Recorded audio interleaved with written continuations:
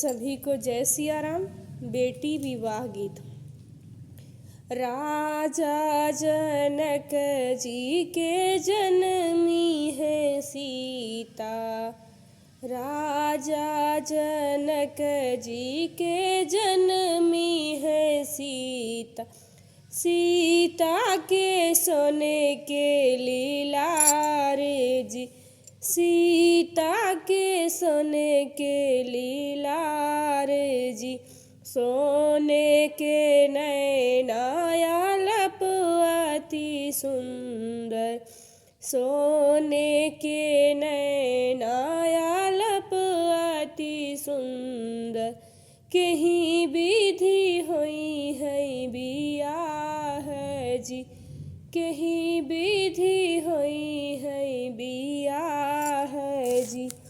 डाली रे डाली सीता फुलवा जे लावई।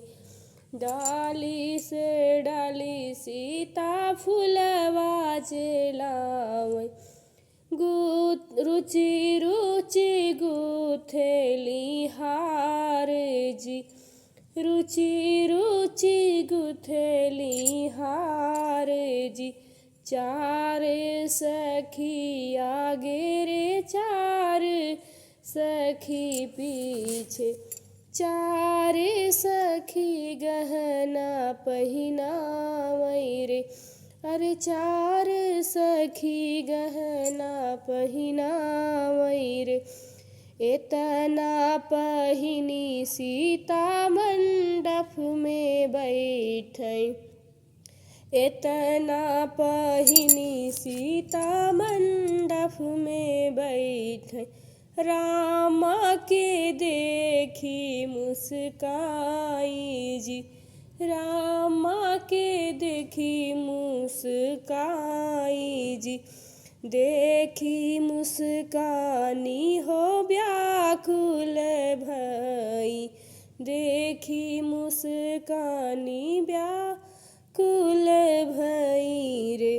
सीताराम से करई बात जी।